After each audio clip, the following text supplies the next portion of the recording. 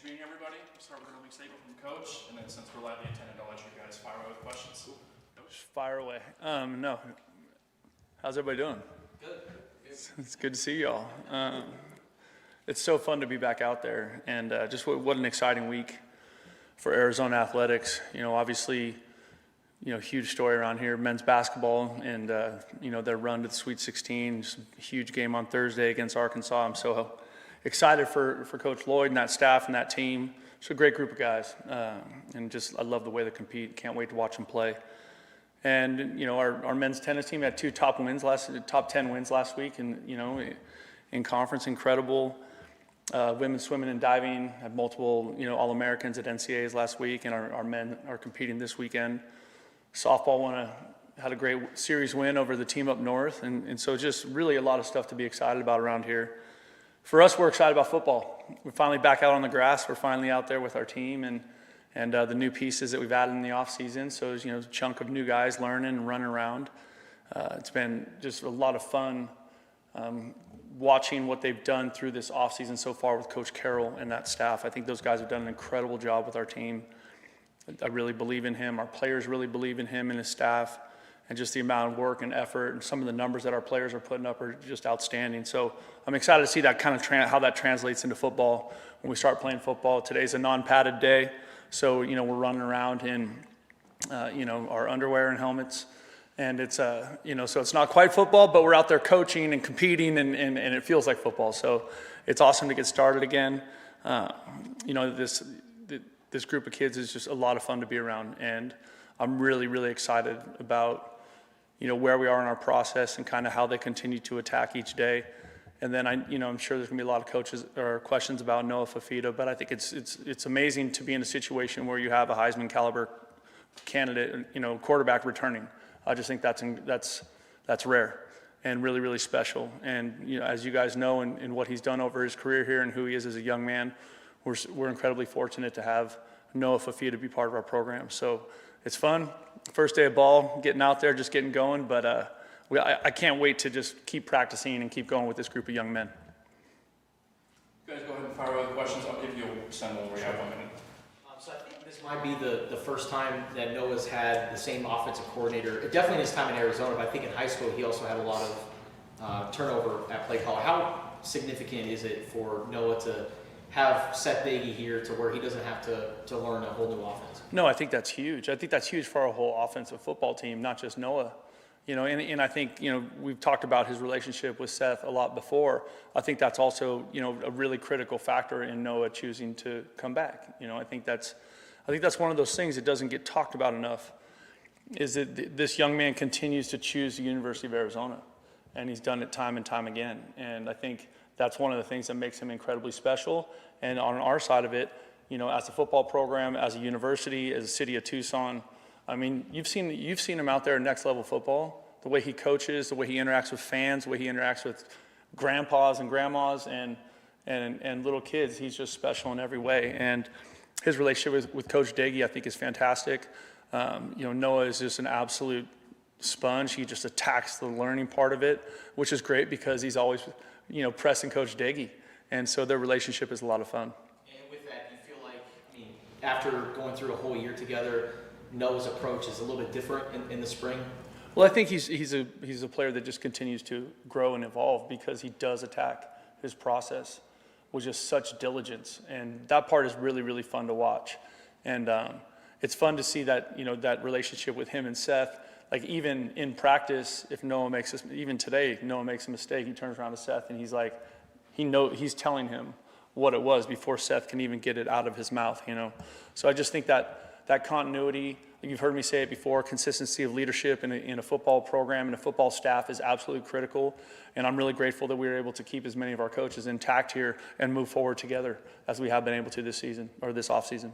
On that note, since you've arrived in Tucson, where do you think his biggest improvement has been? Do you still think there's room for improvement for a guy like Fifita? I think he'd tell you there is too. I think every player, every person has a chance to grow and improve. I think if you don't have that mindset, you're playing the wrong game. But absolutely, and I think Noah's going to continue to accelerate that because he also has to get, there's new players on offense, right? We have new tight ends, new running backs, and new receivers.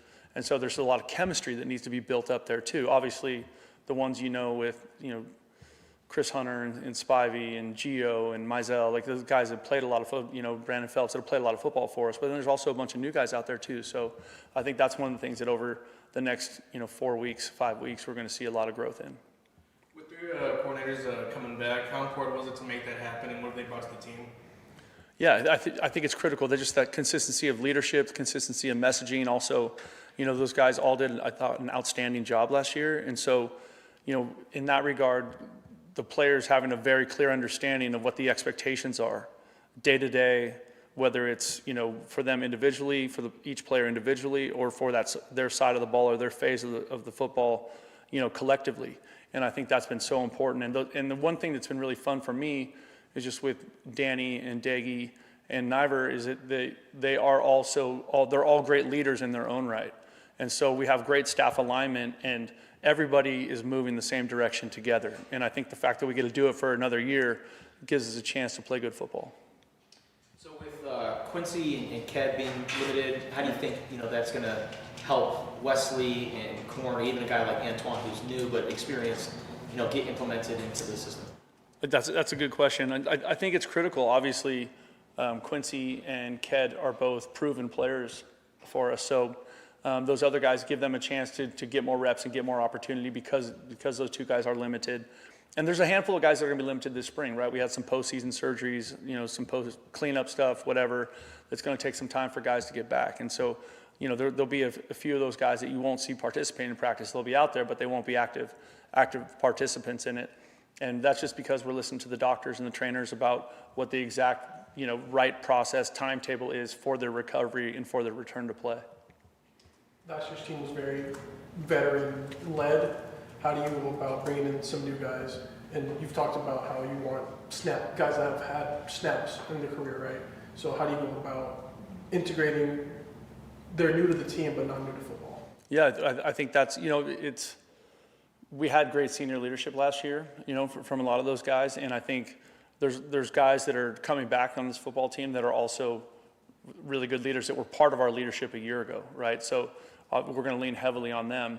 I will say a year ago we added 63 new players, right? And this year it's going to be probably 20 less than that, maybe a little more than 20 less. So that part of it, I think the good news is the bulk of our team that is returning, they understand exactly what the expectations are from me as the head coach, from our coordinators in all three phases, and from the position coaches who are all roughly the same people, right? Because Lyle was so involved with the running back. So I think that part of it, I feel good about that, going forward, because the guys that have joined us, they have played a lot of football, but part of our evaluation isn't just the football. Part of our evaluation is what kind of young man, what kind of person are we bringing into this football family here, right? And as we get to know them through the recruiting process, and it's tough because some of those decisions you have to make pretty quickly, right? But just trying to get a feel for them and see how they fit, with our team is really important. And then the good news is that we had 8 weeks of off season to see them fit in with our group of guys, and that's been really good, really positive. For the guys that were here last year, specifically in the wide receiver room that may not have drawn as many snaps, and there's guys like Isaiah, Gio, Brennan, I think you mentioned, how much of a leap do you see them taking? I mean, honestly, I'll tell you in a month, but, I think I'm expecting them to all make a huge jump. Obviously, Gio had the most production of those three that you just mentioned, but all of them are really good football players and have had outstanding off seasons, right? Mizell's put on some good weight. Brandon Phelps, like statistically, numbers-wise, in his squat, clean, bench, all that stuff, was one of the best on the team in terms of the jump he made, the percentage jump. And so that part of it, I think our expectations for those three are really high. Kind of go back to Juan's question about just the turnover. It's not as significant as a year ago, but still a lot of guys. Is that what happened this last offseason, this cycle? Was that kind of the norm for college football? Yeah, that's a great question, and I don't know the answer to that. I think it's year-to-year program specific. You know what I mean? I think there is going to be you're going to see larger numbers turning over for a lot of reasons, but one of the most simple reasons is that you do have more one-year players coming into your program. So in the past, when you might graduate 15 to 25 seniors that have been there for 4 or 5 years, now you're going to have, a handful of one-year guys adding to that, right, that came in from the portal to play. And, like Riley last year, or like Max, or like Michael Dansby, or, you know what I mean? Those guys. And so I think that part of it, I think it's going to be year to year, because when you go out into the portal looking for pieces, it depends on what you need. It's kind of like you're hitting the free agent market. You're like, oh, well, we feel good about this position, but we need to add a piece here that we think can help us. So I think it's year to year, depending on how the roster shakes out postseason, and you never really know exactly what that's going to look like until you get there. In your opinion, oh, sorry, go ahead. Going up a little bit, it is so rare in college sports to have the quarterback stay for as long as Noah has, to have coaching stay for an extra year. What do you think makes this team so special, and what are you most excited about for being consistent? I think Noah Fifita was raised by two incredible people. I think he's got a great, foundation, a core values about who he is as a young man.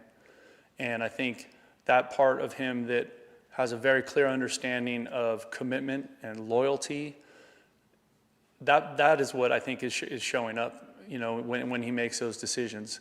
I think he feels good about the program and the people that are here? Absolutely, because I think, people are a big part of the decisions these young men make, right? But I think Noah has seen himself grow a ton in the last year, working with Coach Daggy. He's seen a lot of improvement in the program and how we're moving collectively, and I think he's excited about that.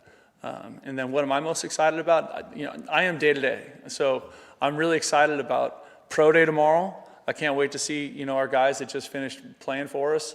I think we've got 28 plus teams coming to watch our guys test and do all that stuff. I'm excited about that. I'm excited about practice Thursday.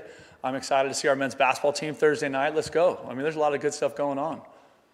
In your opinion, what are some of the most notable position battles going on in spring? That's a great question.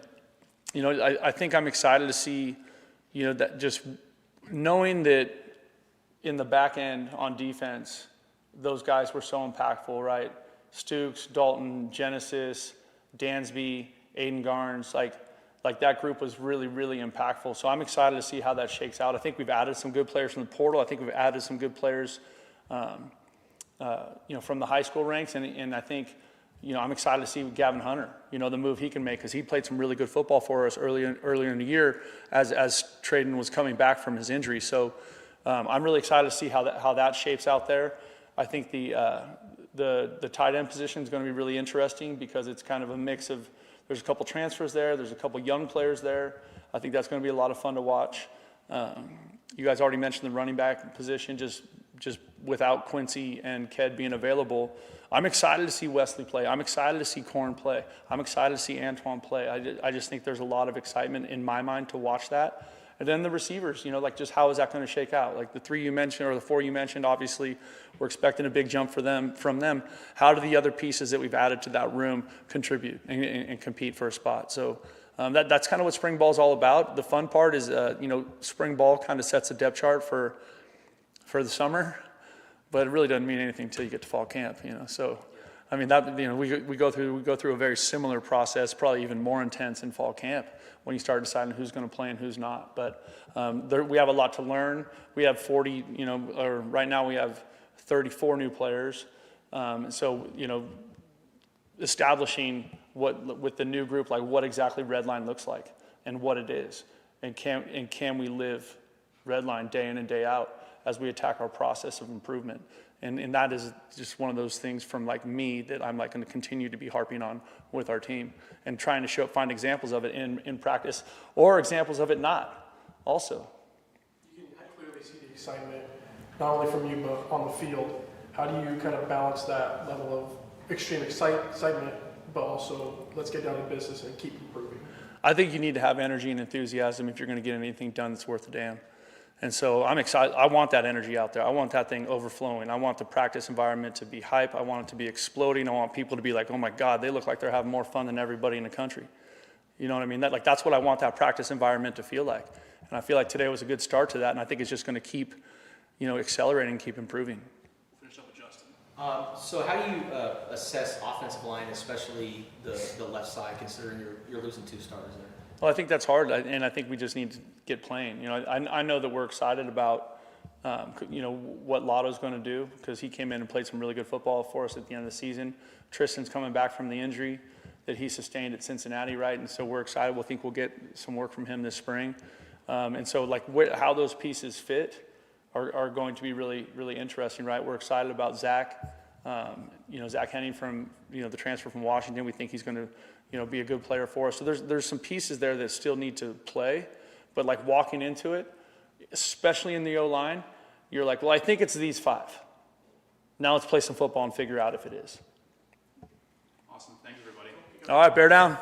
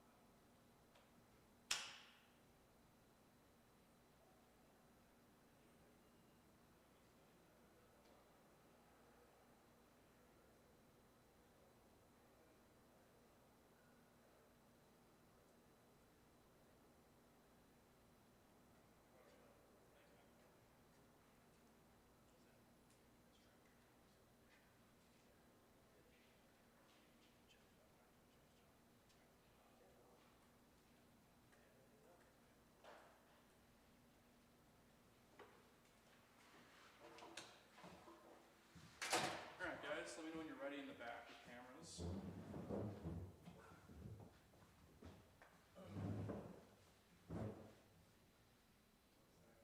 Okay.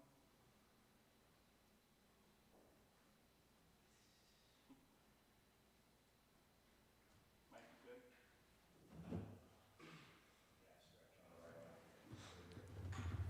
All right, go ahead and fire away with questions, guys. I'll give you a last question reminder again. Noah, what prompted the haircut? My mom, nah, I'm lying. My mom actually didn't know I was gonna do it. To be honest, I just wanted a fresh kind of start. I wanted to do it mid-season last year, but it's part of my superstitions. I didn't wanna do it during the season, so decided to finish the job with the braids, and then as soon as I got back to Tucson after break, I cut it. So just been wanting to do it for a while, and no regrets. Why the fresh start considering you had a really good year last year? Personally, I just wanted. I was over the process to keep my hair looking good and the shampoo part, and then having to braid it every week. So it takes away an hour of my process. Another hour I get to study game plans and film. So I think this is definitely the first time that you've had the same offensive coordinator the following spring after being the starter. How was it in high school too? Did you have a bunch of turnover at offensive play caller? And Yeah, I had one offensive coordinator my first 2 years, and then another offensive coordinator my the last 2 years. So definitely have a lot of offenses in my brain, but the steadiness is amazing. But I mean, just being able to have a second year in the scheme is amazing, but more importantly, having a second year with Coach Deggy, the person and the coach he is, I'm extremely grateful. Since you've arrived in Tucson, where do you think you've made the most improvements, and what are you still looking to improve? I think my leadership's grown in my own way, and I think I give Coach Deggy and Coach Brennan a lot of credit for that, because they've kind of pushed me into that leadership role, but they've allowed me to do it my own way. And I think Coach Deggy is in particular kind of showed me how to do it his kind of way, and I've been able to branch off and kind of do my own. I'm not a extremely vocal guy, and I don't have as much passion, at least in my voice, that Coach Deggy has, but I've been able to steal a couple things that he does extremely well. I think he's one of the best leaders I've ever been around, so I think he's definitely helped me in that aspect. Guys like Gio, Brandon, Isaiah, guys that maybe didn't get too much play time, how much of a leap do you see them taking this year? And I don't know if you work with them during the off season, but just like assess how they play, how they are.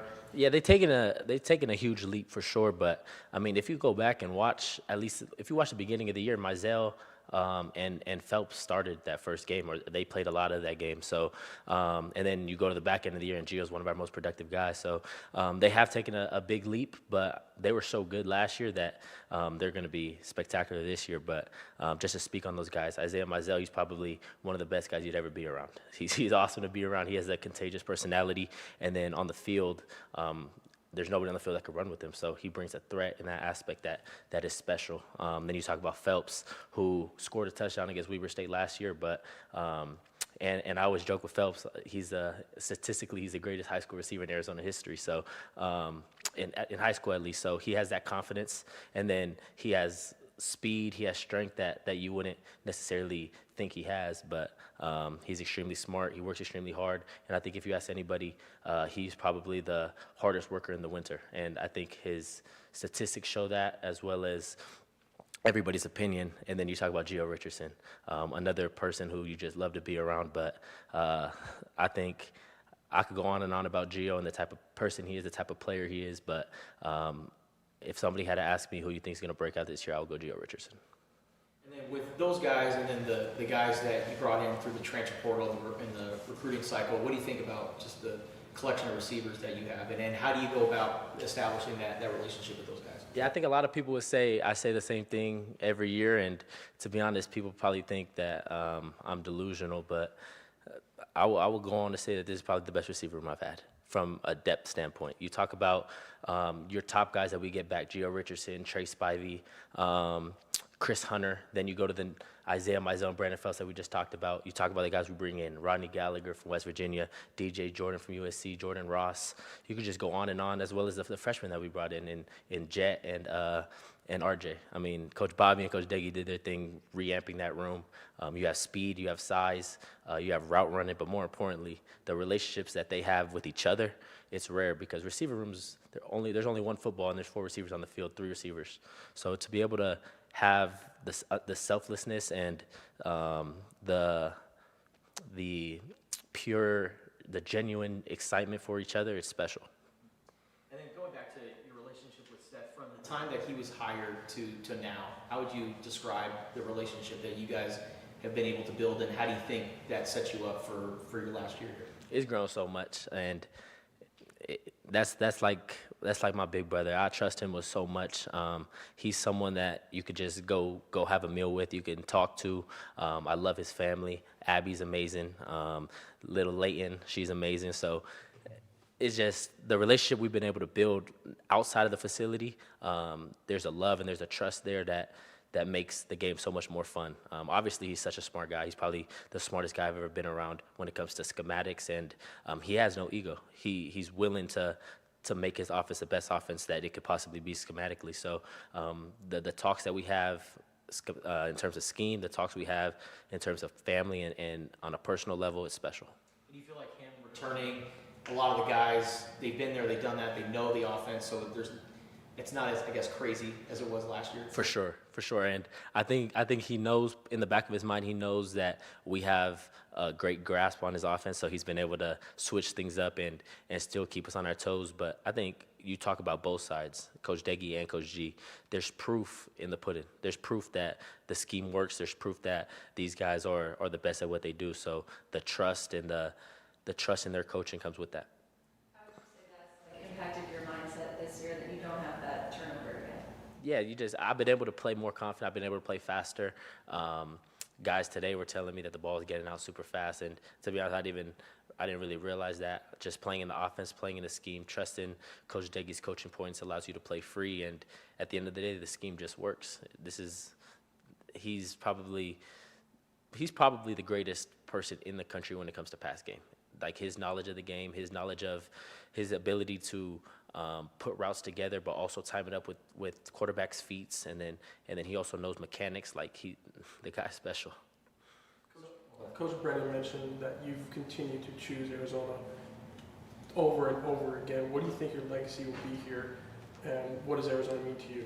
I love Arizona, and there's a reason I've chosen. We've chosen as a team. This day and age, the transfer portal is real for players and for coaches at the end of the day. So everybody, you could probably go in the locker room, everybody's had an opportunity to leave, and everybody's either chosen to come here or chosen to stay here. So it's not just about me, it's about this team, the coaching staff, and the players. But what we have is special. What Coach Brent has been able to build is special. And my legacy, I want the legacy to be a Big 12 championship and a Rose Bowl. As a quarterback, what is it like going up against Danny Gonzalez's defense, and then what do you think about just the guys that they've had over there?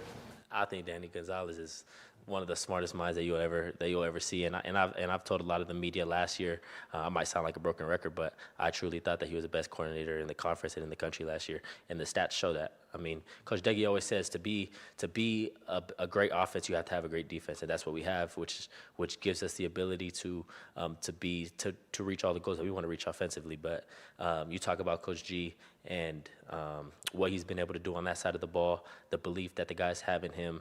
They talk about him the way I talk about Coach Deggy. So the culture that we have in our building is rare and it's real. And is this the first time you've ever been teammates with Dash? Yes, it is. How's that been? It's a blessing. It's a blessing for sure.